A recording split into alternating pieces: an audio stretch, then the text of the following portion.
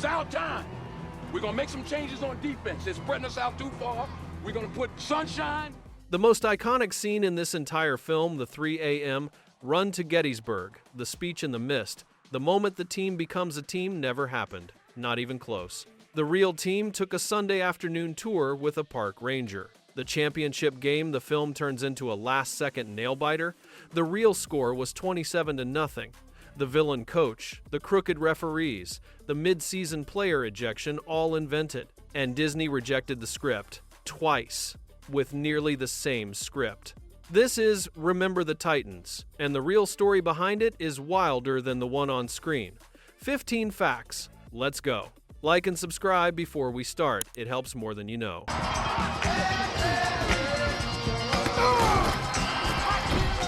Number 15. Screenwriter Gregory Allen Howard moved to Alexandria, Virginia in 1996 after years in Hollywood. He heard locals talk about the 1971 TC, Williams Titans, like it was the moment that changed their city. He wrote the screenplay and pitched it to Disney. They passed. He revised it and pitched again. They passed again.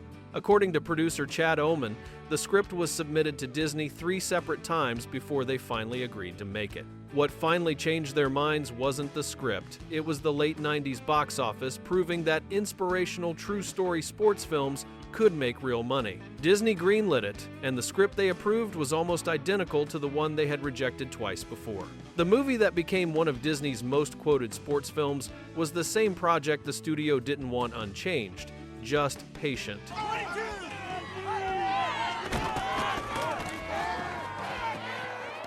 Number 14. Before filming began, producer Jerry Bruckheimer pushed Denzel Washington to meet the real Herman Boone. Washington wasn't eager. He had just played Hurricane Carter in The Hurricane and didn't want to take on another biographical role so quickly. He went anyway. The meeting did not go smoothly. Washington later described it as prickly. At one point during the conversation, Boone told him directly that he didn't think he was handsome enough to play him. The man who was about to portray one of the most beloved coaches in American sports cinema was being told to his face that he had the wrong look for the job. Washington took the role anyway, earned the NAACP Image Award for Outstanding Actor in a Motion Picture for his performance, and the two men eventually developed a genuine mutual respect. But the first meeting between Denzel Washington and Herman Boone was a man being told he wasn't good enough to play the man sitting across from him.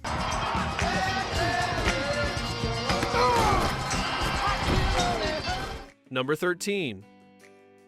The pre-dawn run to Gettysburg National Cemetery is the emotional spine of the film. Coach Boone marching his team through the dark, arriving at the battlefield as the sun rises, delivering the speech about soldiers who died on that same ground. It is the moment the Titans stop being two separate groups and become one team.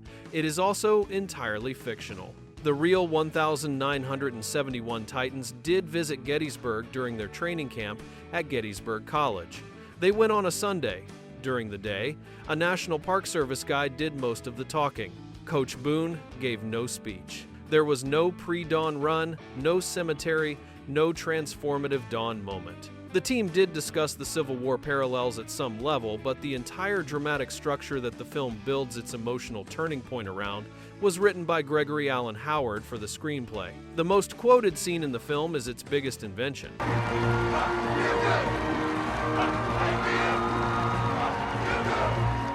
Number 12.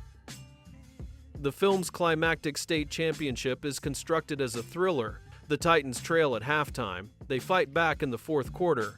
They win on a trick play on the final snap. It is everything a sports film ending should be.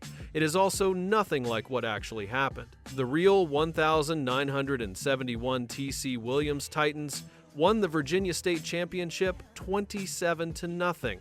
They held the opposing team, Andrew Lewis High School, to -5 total yards of offense for the entire game. The Titans finished that season 13-0 with 9 shutouts and a point differential of 265-31 across the year. Running back Charles Mitchell later told ESPN that there were more than a few times he genuinely felt sorry for the teams they played. The real Titans weren't plucky underdogs grinding out a miracle. They were a dominant football machine that destroyed everyone in front of them. Congratulations, Coach. All right, thank you, Coach. You did a good job. Number 11. The film's most devastating moment is Jerry Bertier being paralyzed in a car accident just before the championship game, with the team rallying to win the title for their fallen captain. The paralysis was real. The timing was not. The real accident happened on the 11th of December 1971, after the season was over, after the state championship had already been won, on the night of a team banquet honoring the Titans for their undefeated season. Bertier had borrowed his mother's brand new 1971 Chevrolet Camaro. Investigators determined the cause was mechanical failure in the engine mounts, not driver error. He was alone in the car. His sternum was driven into his spinal column and he was paralyzed from the chest down. The real Jerry Bertier played every snap of the state championship game. The film moved the crash weeks earlier because placing it before the title made the win means something different. The history said he celebrated with his team. The screenplay said they had to win it for him.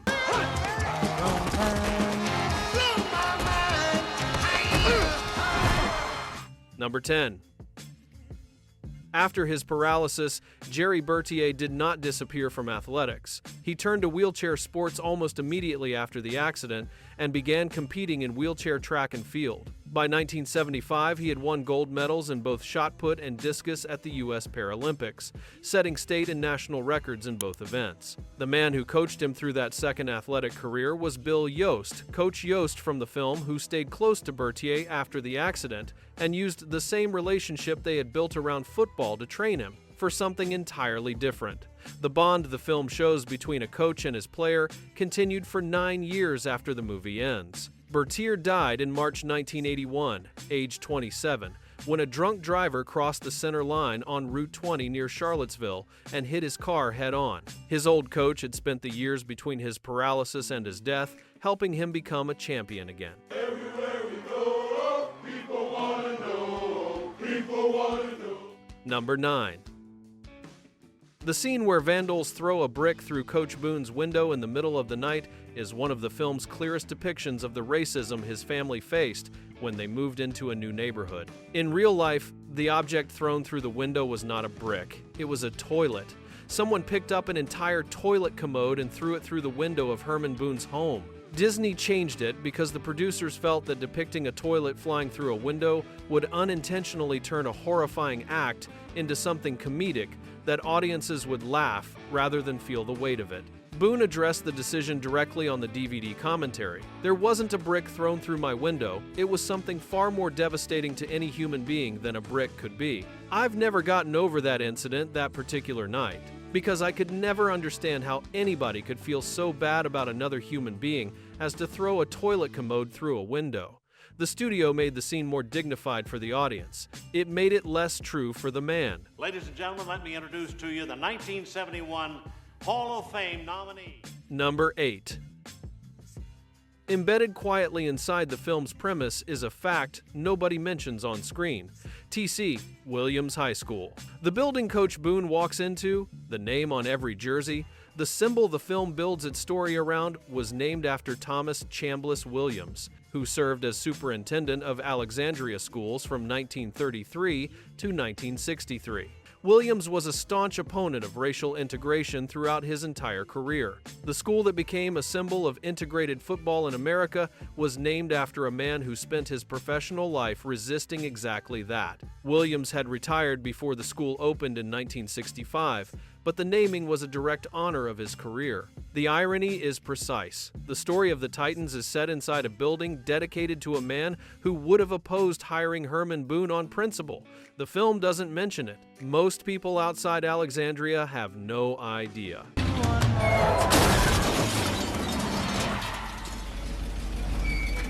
Number 7. Alan Bosley, the white player who gives up his roster spot to Petey in one of the film's key acts of selflessness, is not based on a real person. He was invented by Gregory Allen Howard specifically to dramatize the team's growing unity. The 1971 Titans had no Alan Bosley. The actor playing him was a 20-year-old Canadian named Ryan Gosling, fresh off the Mickey Mouse Club and Young Hercules, in only his second ever feature film. Gosling later told Entertainment Tonight at the film's premiere that he didn't have to do much acting because Denzel Washington was yelling at the players for most of the shoot. His character's single dramatic moment voluntarily stepping aside for a teammate is also the moment that didn't happen.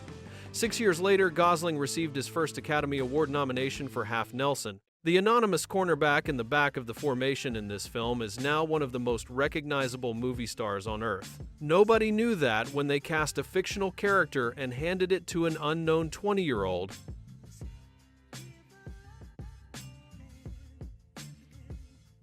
Number 6. Wood Harris was 30 years old when he played Julius Campbell, the defensive captain of the 1,971 Titans. The real Julius Campbell was 17. Harris was nearly twice his age. Asked about the gap years later by GQ, Harris was unbothered. When I was 30, I pretty much was 18 anyway in my mentality. I basically felt like I could still go pro. His casting came partly from his prior work with Denzel Washington. They had appeared together in The Siege in 1998. 2 years after Remember the Titans, Harris was playing drug kingpin Avon Barksdale on The Wire, in a performance widely considered one of the great television roles of the 2000s. The teenager he played here was a bridge between an early career and the work that defined him. Harris is not the only adult playing a high school senior in this film, but he is the one delivering the line that became its most quoted moment. Attitude reflects leadership. Captain at 30 years old, playing 17. Coach. Coach most of these boys since they were your age. Just seen them grow up in front of me. Number 5. Hayden Panettiere filmed her role as Cheryl Yost at age 10. She had already voiced Princess Dot in Pixar's A Bug's Life at 9 and earned a Young Artist Award nomination for soap opera work. What Remember the Titans asked her to do was different one-on-one scenes with Will Patton, one of the most respected character actors of his generation, and Denzel Washington, who had already won an Oscar for Glory and would win again for Training Day the following year. The scenes are not background moments. Panettiere holds the screen in both. Writer Shea Serrano put it bluntly years later. She was 10 years old in scenes with two of the best actors working in American film at that time, and she crushed them. Panettiere went on to Heroes, Nashville, and the Scream franchise. The real Cheryl Yost died in 1996 at age 34 from an undetected heart condition 4 years before the film about her family was released. She never saw Panettiere play her.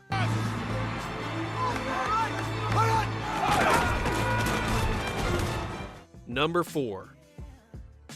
3 of the film's most memorable antagonist moments are entirely fictional. Rival coach Herb Tyrell, the racist opposing coach played by Brett Rice, never existed. The scene where Boone tosses a banana to Tyrell in front of his all-white team never happened. The subplot where the school board secretly arranges with referees to fix the playoff game so the Titans will lose, leading Yost to threaten the head official with exposure, completely invented. The real Coach Boone acknowledged on the DVD commentary that the team received some questionable calls during the season, and that some may have been racially motivated. But nothing approaching an organized fix ever took place. The film needed clear external villains to drive its conflict, a rival to face down, a rigged system to overcome, a moment of moral courage for Yost that would cost him personally. The real season provided none of those in organized form. The screenwriter built them from scratch because the genre required them. Their All-State nose guard Kip Tyler's as mean as a copperhead snake. Number 3. The orchestral piece that closes the film, known as Titan Spirit, was composed by Trevor Rabin. Most people hearing it have no idea who he is. Rabin is a South African-born rock musician who joined the British progressive rock band Yes in 1983 and co-wrote their only U.S. #1 single, Owner of a Lonely Heart. He left the band in 1995 to focus on film scoring, working repeatedly with Jerry Bruckheimer on Con Air, Armageddon, and National Treasure. In 2017, he was inducted into the Rock and Roll Hall of Fame as a member of Yes. Titan's spirit became something far larger than its film. NBC has used it as the closing music for every Olympic Games they have broadcast since Salt Lake City in 2002. It played at the New York Mets closing ceremony at Shea Stadium.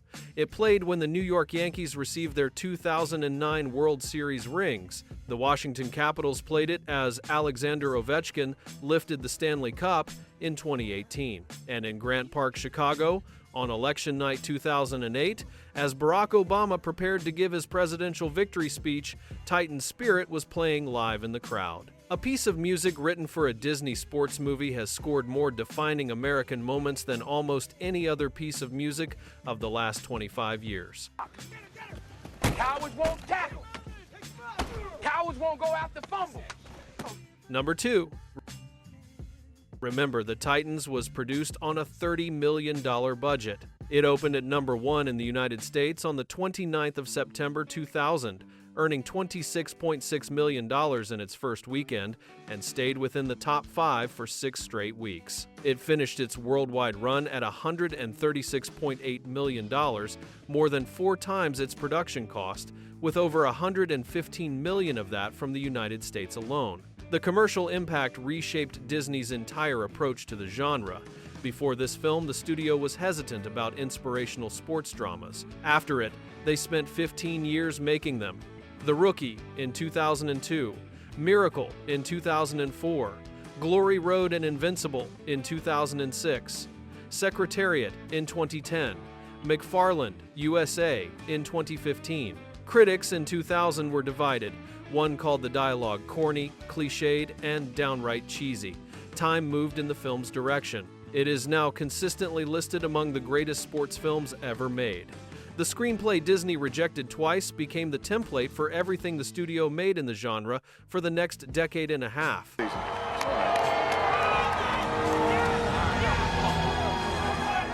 Number 1. The film opens with T.C. Williams High School integrating in 1971, presenting it as a flashpoint that divided the entire community. The historical record says something different. T.C. Williams had been integrated since 1965, 6 years before the film's story begins. What happened in 1971 was not integration. It was consolidation. The city of Alexandria merged 3 already integrated high schools into a single campus at T.C. Williams, combining 3 integrated rosters into one football team. The real Ronnie Sunshine Bass said it directly to the Greenville News.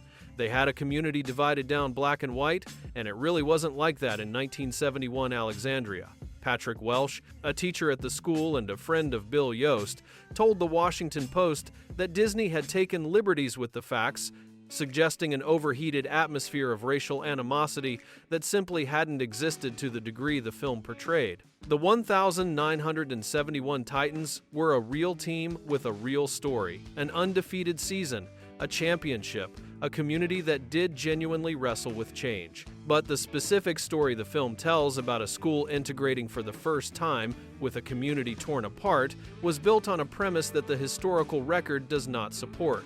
The real story was complicated. The film made it simpler because simpler is what the genre required.